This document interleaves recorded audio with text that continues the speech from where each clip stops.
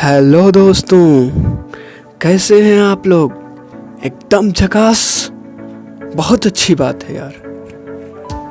दोस्तों, आज सुबह की 6:30 बजे की वक्त हो चुका है। घड़ी ने अपना वक्त दिखा दिया है। चिड़िया ने चहकना शुरू कर दिया है। माँ ने अपना काम भी शुरू कर दिया है और हम लोग अभी तक सोए रहने का बहाना ढूंढ रहे हैं। इस सुबह की वो बहाना त्याग कर जग जाइए और इस सुबह की सबसे पहली गुड मॉर्निंग आप मेरे से ले लीजिए। सारे लोगों को, सारे मेरे दोस्तों को, साथियों को सुबह की good morning to you all. दोस्तों, सुबह की बेला है और ये वो बेला है जिस समय मान चित्त एकांत होता है, एकदम शांत होता है। और इस समय अगर कुछ अच्छी चीज़ों से दिन की शुरुआत की जाए तो हमारा दिन, ऐसा कहा जाता है कि अच्छे चीज़ों से ही अंत होगा। फिर अगर ये चीज़ हम लोगों ने जानने के बावजूद भी अगर ऐसा काम नहीं किया तो वो तो वही बात हुई ना कि सोने दी जा रही थी और उसको लेने के चक्कर में हम लोग पीछे की लाइन में खड़े थे। तो हमें उसे पीछे नहीं, हमें आगे खड़े रहना है। इस चक्कर में अगर सोने मिल रहे हैं, कोई ऐसी चीज़ें मिल रही है जिससे हमें आगे हमें कुछ अच्छा करने को मिले, कुछ अच्छा चीज़ें सीखने को मिले, तो हम आगे लेंगे। दोस्तों, बिना वक्त गवाए हुए आपके पास प्रस्तुत है ये आज की शानदार और महत्वपूर्ण उत्प्रेरक कहानी, मोटिवेशनल स्टोरी। शुरुआत करते हैं उस कहानी की। और वो कहानी शुरुआत होती है ऐसे। एक दिन की बात है, एक साधु गांव से बाहर वन में स्थित अपनी कुटिया की ओर जा रहा था। रास्ते में बाजार पड़ा। बाजार से गुजरते हुए साधु की दृष्टि एक दुकान में रखी ढेर सारी टोकरियों पर पड़ी। उन टोकरियों में खजूर रखे हुए थे। खजूर देखकर साधु का मन ललचा गया। उसके मन में खजूर खाने की इच्छा जाग उठी, किंतु उस समय उसके पास पैसे नहीं थे। उसने अपनी इच्छा पर नियंत्रण रखा और कुटिया चला आया। कुटिया पहुंचने के बाद भी खजूर का विचार साधु के मन से नहीं निकल पाया। वह उसी के बारे में ही सोचता रहा।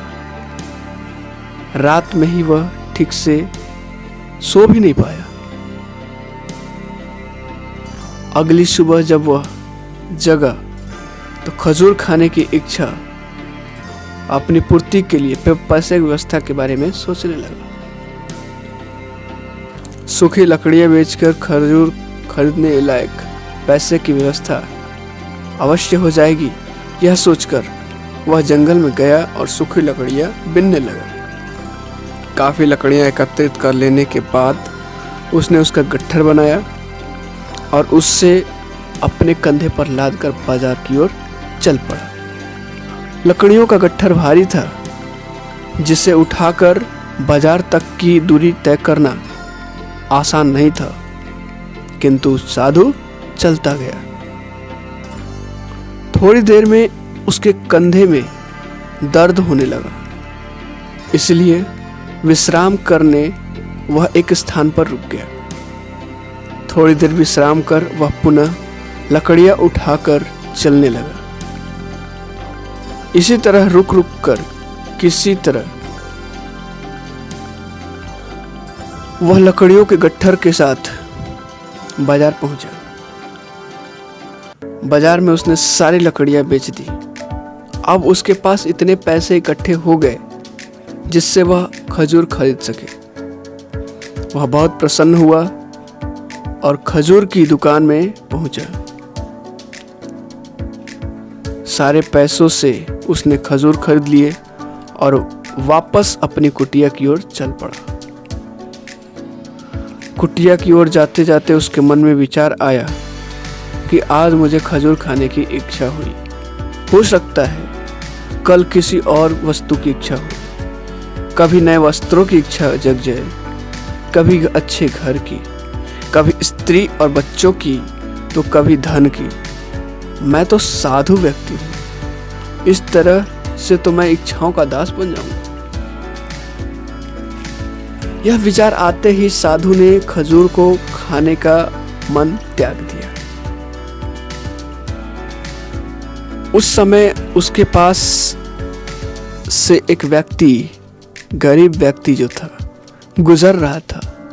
साधु ने उसे बुलाया और सारे खजूर उसे दे दिए।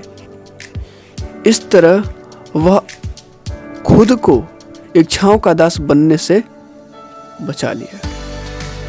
दोस्तों, यहाँ से हमें क्या सीख मिलती है? बहुत ही शानदार चीजें हैं, ध्यान से सुनिएगा।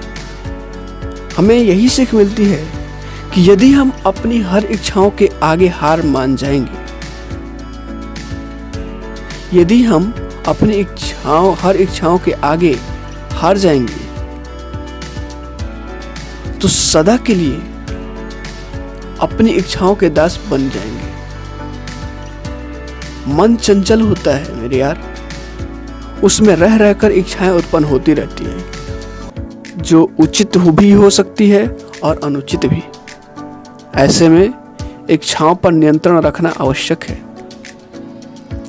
सोच विचार कर इच्छाओं के आकलन के उपरांत ही उसकी पूर्ति के लिए कदम बढ़ाना चाहिए, तभी जीवन में सफलता प्राप्त होगी।